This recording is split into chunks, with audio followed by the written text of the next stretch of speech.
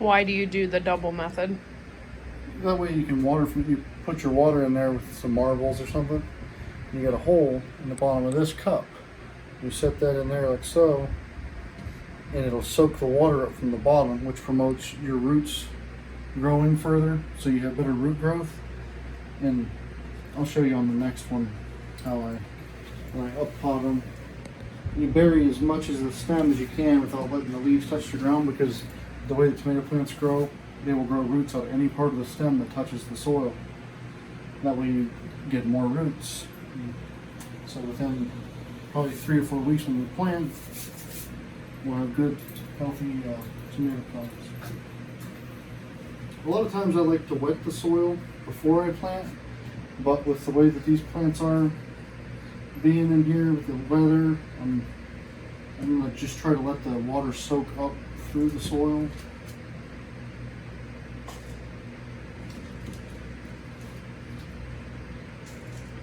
I'll keep an eye on it, because now we have a fan going out here to help circulate the air, for one, for the temperature, and two, it stimulates stronger stems on your plants just from the wind blowing them around. It actually tells them they need to be stronger, so you end up with a nice strong thick stem on your tomato plant. See the bottom of that? So Turned out good. yeah. You can just pinch them out. I like these are the first leaves basically that the tomato plant you see when they pop up through the ground, and I like to just either pinch them off or give them a little snip. I'm using the knife just because it's a nice clean cut. You don't have to worry about accidentally tearing the skin of your tomato. I'm going to stick it down in the pot about that far down and fill up the soil toward the top of the cup, so that'll give us that much more roots.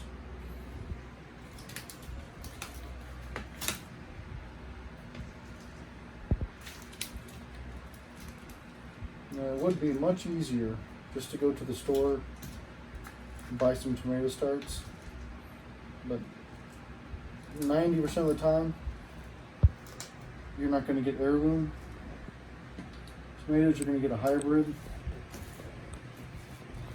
and you can save the seeds from a hybrid. You just don't know what kind of tomato. Yeah, you can save the seeds. You're going to get. You don't know what it's not going to grow true to the same plant that you had grown. It might be something similar, and it might be something you might grow a full-size tomato plant, save the seeds, and the next year and grow, almost a cherry tomato. You really don't know what you're going. And there's more to saving the seeds than just saving the seeds. You have to protect your blooms from being pollinated by bees. Which is the only time you really want to do that is when you're trying to save the seeds. You have to put like a clear, like a mesh cloth baggie over them to keep bugs out of them. You have to put that over it before the bloom forms. Once it blooms, all you have to do is you just kind of shake the bag around a little bit, and that's enough to pollinate a tomato. The wind will actually do the tomato plants. But then you wait until a tomato starts to form. Then you can take that baggie off of there and just tie a ribbon around the stem where that tomato is, and you know that wasn't cross-pollinated with any other tomatoes in your garden. So you will be able to save the pure seeds from that type of tomato. It's a little bit of work, not real complicated, just a little bit of work. But anybody that lives around us that likes tomatoes, that has tried my Cherokee Purple tomatoes, will tell you it's the best tomato they ever tried. So that's why I grow them, because you buy a tomato at the store, unless it's at a farmer's market or something, you're taking a big old bite of disappointment right there. We just had some for Easter that Uncle Jim brought down. He brought them down. He took a bite of it and said, well, that tastes like cardboard. And it did. It was actually like chewing on a ping pong ball. And I know no tomatoes out of my garden taste like that.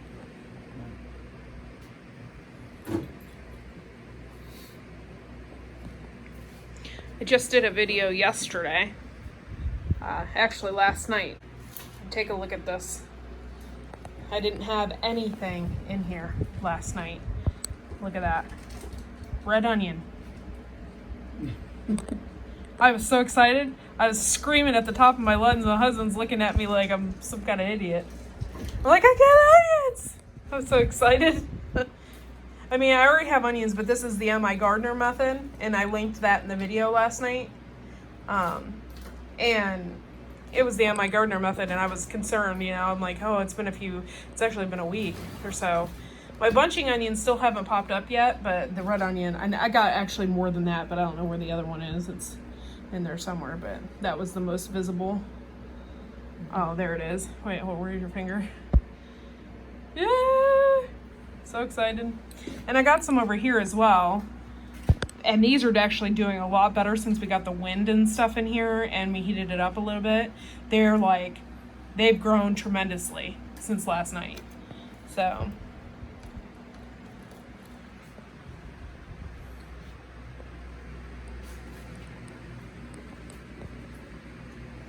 How many of these are you going to do today? Every single one? Do as many as I can. Okay. Tomatillo ones as well? Yeah. Tomatillo. What do we call them? Tomatillos.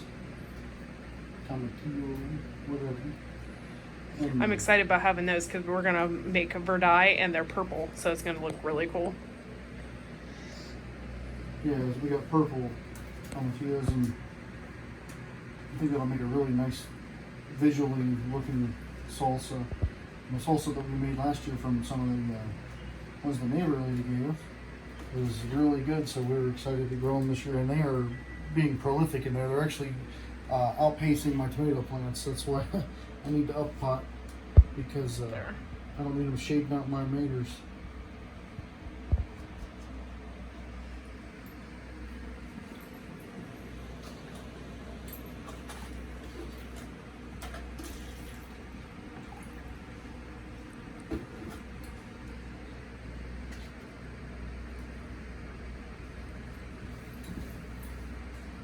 Looks like these trays will work pretty dang nice. We're gonna put a lot in there and be able to pick them up.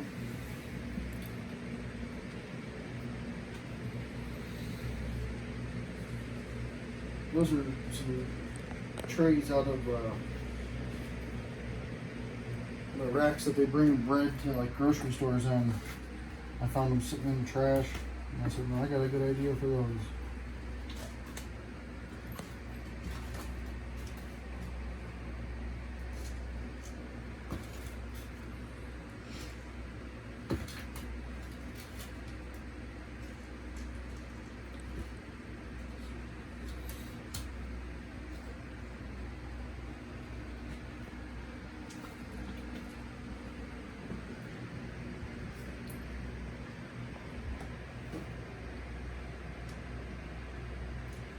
I don't know if it's necessary to take these leaves off, but I like to, just because the leaves touching the soil is always a bad thing when they're outside, so I figured it can't be a good thing when they're growing or trying to get ready to go outside.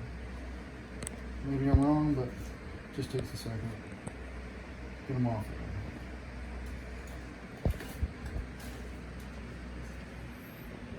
I was saying earlier, usually I like to moisten the soil first, so that way you don't have to worry about watering until it dries out a little bit. But on the sun porch, I've been having a problem with the plants staying moist too long, to where I'm not adding any water and it's been weeks. So I feel like I need to, like some of the tomato plants are needing a little bit of phosphorus because of I'm guessing because they're using the grow lights and stuff, and having 16-hour of light. They're starting to turn a little bit of purple on some of the leaves, so I needed to add phosphorus, but I really couldn't add anything to them because they weren't using up the water that they had. So I figure this way they'll get the nutrients that are in the soil, which typically we do not like to use Miracle Grow products. Anything that has to do with Monsanto can kiss my butt pretty much. But sometimes when you get something on sale and it's really, really cheap, I figured just for some potting mix, I'll make an exception because it was cheap.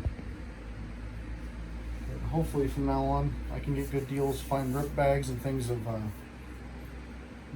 straight organic stuff. Because once everything leaves this area, we're straight organic. We don't use any chemicals on anything. We use neem oil, other things like that. DE. Last year, that's all we really needed, and some fish emulsion for fertilizer. It was the only thing I used in the garden last year. My tomato plants were probably 12 foot tall. So this year we're going, before we put the weed fabric on, I'm gonna put a bunch of rabbit manure in there, turn it in the soil real good, and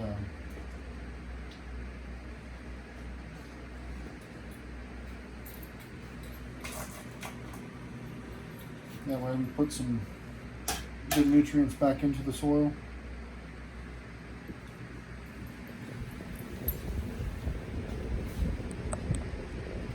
I'm hoping with these lights, it seems to be working, keeping my tomatoes from getting leggy.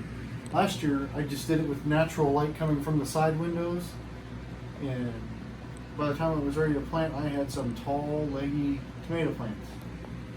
I had to stake them up in the cups, but they did fantastic. I mean, they were really good. And I see, once I get in here, I got this guy here, this is junk. I mean, it might grow, but you can see that the leaves didn't really form right. So that one there I'll just toss. And you see what it should look like compared to like this dude here that's doing really well. That one there, maybe it would have had fruit, but maybe not. So we'll just pass on the good growing stuff with the good genetics. This year we have Baker Creek seeds for my Cherokee Purple. And I'm hoping they got a better genetic line than just the seeds I found at Walmart last year. They did really good, but that was before we even really discovered Baker Creek and that we wanted to buy our seeds from there. So I just bought them because I knew that's the type of tomato that my dad always had that was delicious. So I grabbed them when I seen them, and they did well. So I'm hoping I do even better with a higher quality, organically grown seeds.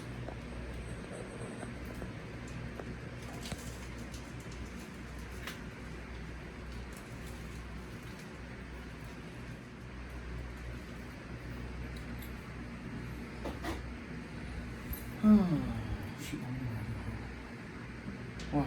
I just saw this. There's a pea in there. Where? Ah, there. Right there? Yeah, say hello, King Tut. What's going on in there? That's cool. I didn't think they were going to germinate. That's good. That's a backup. These will probably go in the ground whether the ones outside germinate or not. Because I thought, most things you plant 6 inches, 12 inches apart for whatever it recommends to get the most out of the crop.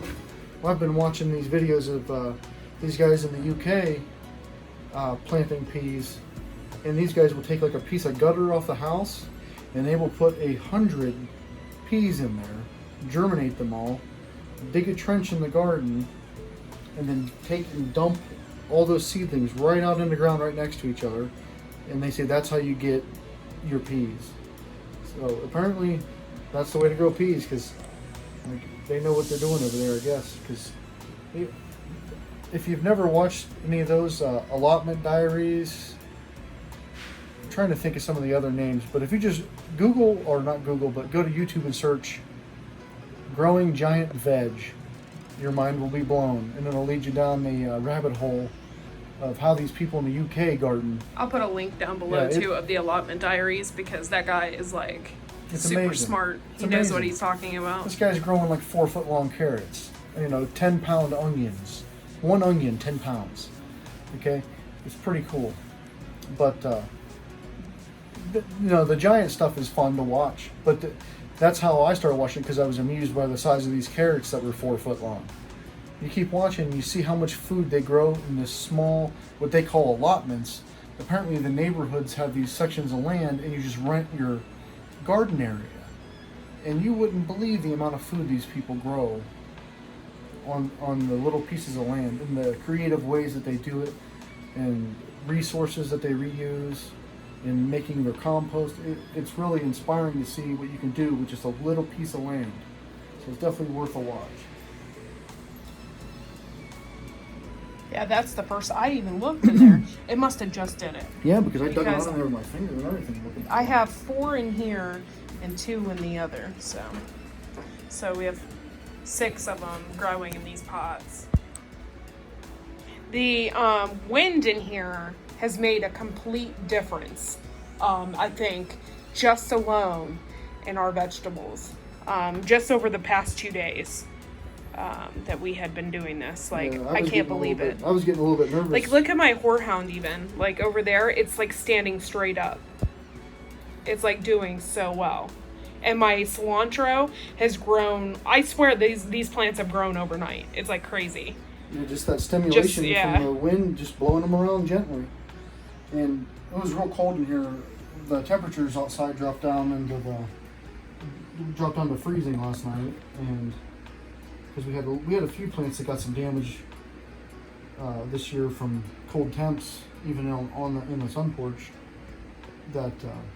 So we decided to run a heater last night, and it got pretty warm in here. I mean, I bet it was 50 degrees or better.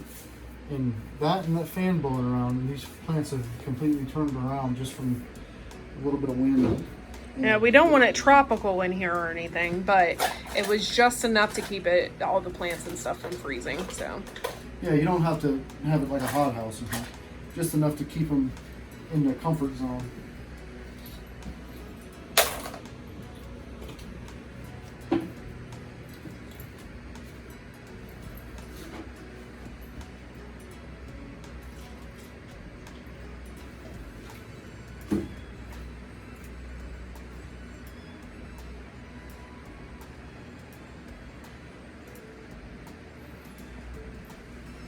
Yeah, putting those stones, I left that egg there by accident.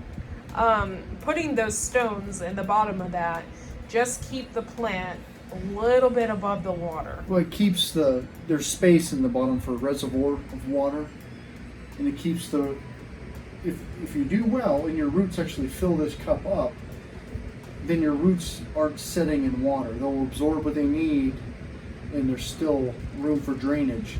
You always want to have drainage with your plants. If the roots sit in water, they'll rot, and you just wasted all your time.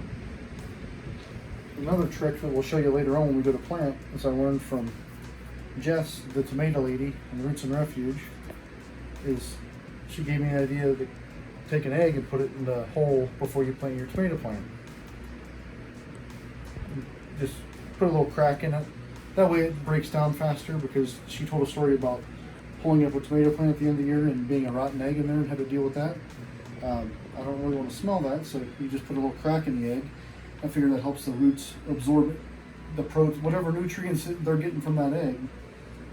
And I did that last year. Like I said, my tomato plants grew up a 7-foot trellis and fell over and grew almost back down to the ground.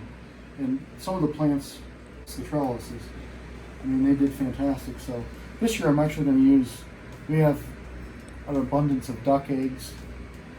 I'm going to use those because I don't like eating them fried because they're just too strong for me. And we have a few turkey eggs, but I like eating the turkey eggs. They just taste like a chicken egg. But we've got quite a few of them, so I've been saving them in the fridge. And instead of using store-bought eggs this year, we'll actually be using farm eggs to grow on our farm. Since we've been getting eggs, what do you feel is the most importance of the eggs? Since we've been getting them, they're like multi-purpose. What do you feel that the eggs are doing for you? Well, I enjoy caring for the animals, for one, and it's a reward to know that they're happy. And I mean, the eggs, to me, they taste better, and they got to be better for you. If you crack a store-bought egg and crack open a farm fresh egg and put them beside each other, you'll notice a difference. Some people say, "Oh, I don't taste the difference." When you look at it with your eyes and you see the color of that yolk, just looks. When you look at a store-bought egg, it looks sad. Even the white part is clear. Yeah, it looks sad. Yeah. Next to a fresh egg, and then when you hear stories, like I mentioned earlier, Jess at Roots and Refuge, like Jeremiah has to go in their coop because they ended up basically kind of rescuing. I guess you can buy chickens from egg farms when they're done with them after 1 year. I mean, your chickens will lay much longer than 1 year. They turn them out after 1 year, and they got some and basically rescued them, and they're already laying, so you don't have to wait. There's no wait time, and but they have to teach them how to roost. The chickens don't even know how to roost. It's like, what kind of life is that for an animal? So I know that the turkeys that we raised here last year, everyone that ate them said that was the best turkey they've ever had. And you know why? Because we raise them just like that turkey out there. They get to be turkeys. They walk around, they eat grass, they eat bugs. You know, they pretend to be ducks. They do whatever makes them happy. My daughter, everyone commented on her turkeys last year, how thick their feet pads were and how big the drumsticks were. It's because those turkeys weren't trapped in a cage. They were allowed to be turkeys. We kept them supervised. And we don't leave them out when we're not. This one here is a pet, so we'll leave it out when we're not really paying attention. We hope that it's safe. So far, we lock her up at night, but the ones for the fair, we only let out when we were supervising them to make sure that they were kept safe, and we feed them well.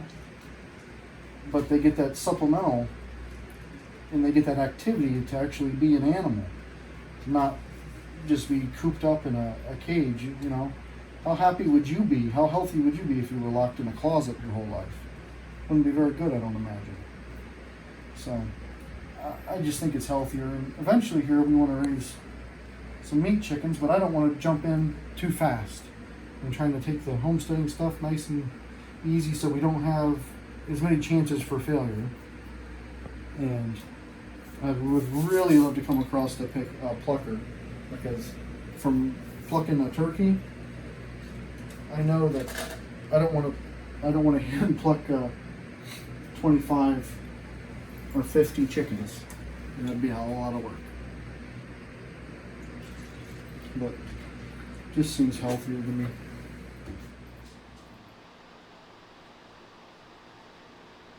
Where's my marker at? What we're doing right now is we're just transplanting the tomatoes into cups, and then I'm labeling them. So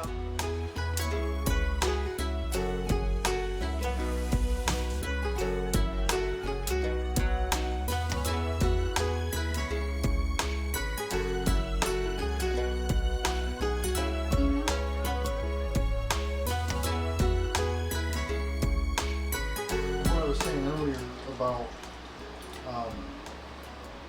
I got a good deal on the Miracle Grow potting soil. It's like, it isn't, we try to go organic with everything. Like from here on out I probably won't buy that. But last year, we were kind of trying to stretch our dollars, and it was a really good deal. I got a good deal on it because it had a little hole in the bags, and I got it for like 75% off. Okay, it's more important that you grow your food as much as you can than everything being absolutely organic. Or I'd rather have a tomato I started in Miracle Grow than no tomato at all. I'd rather have my peppers or what, you know what I mean? And as we go on, I try to make my own compost and this and that, and I can mix my own starting mixes and things like that. But I'd rather see somebody go out there and grow their own food using a Miracle Grow product than not grow anything at all. That's how I see it.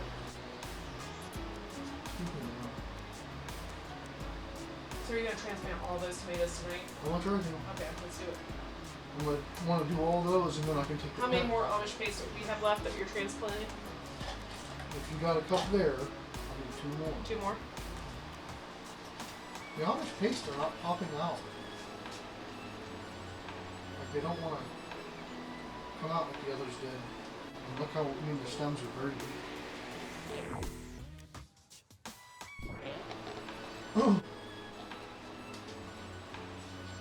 We were watching the Stivers homestead. They were talking about how they had some damage from temperature on some of their plants, and the ones that they had the most trouble with were Amish paste, which I don't think they're a very durable plant. You can grow some really nice paste tomatoes, I guess, but you don't want to stress the plants. I'm hoping they recover after all this. We shall see. We have some other Amish paste that didn't get any kind of cold damage.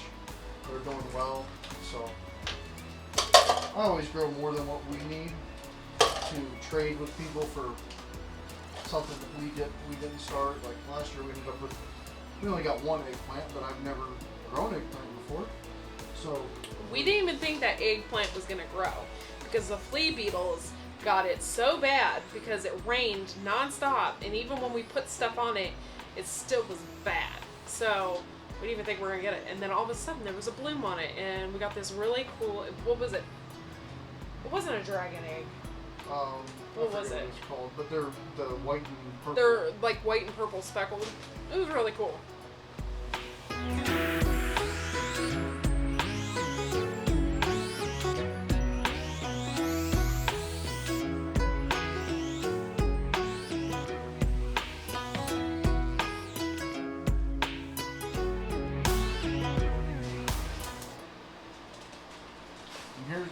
I'll do this real quick, simple. Take your stack of cups, make sure it's a substantial stack. Your drill bit, make sure it's not long enough to reach your hand. That's always important. And you just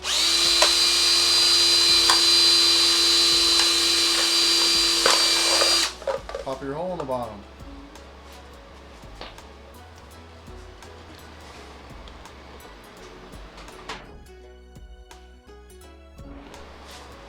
Even the root development on these compared to the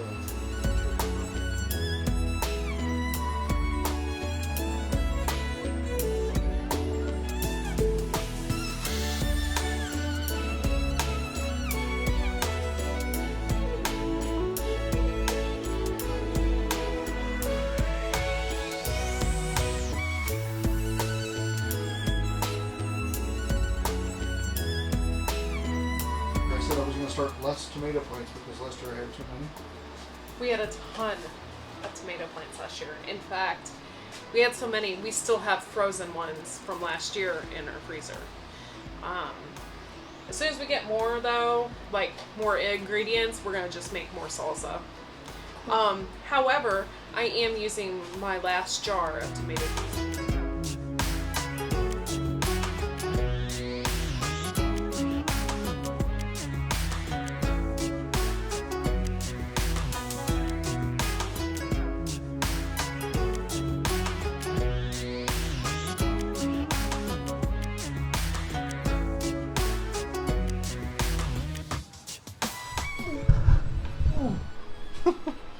Bend it down. These Brad's Atomic are the ones that I pulled out when I thinned the seeds because, like I said, I had a good germination rate, and they all started like this thing here. I don't know if you can see it. It's just a little tiny thing, but it looks completely healthy. And we're hoping,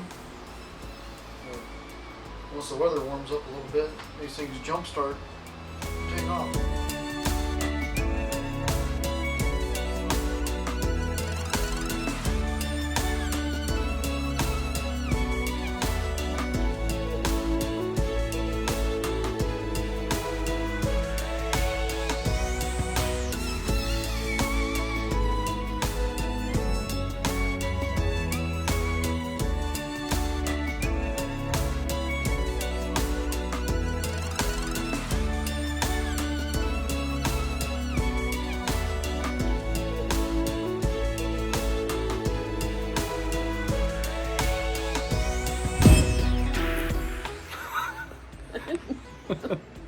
What's going on? All right, well, thanks for watching, guys. He's so tall I can't even get my face in the shot. Sorry. There we go. He's at my level. Why am I bending now? All right. Well, thanks for watching, guys, and hope you learned something. And make sure you like and subscribe, and we'll see you next video.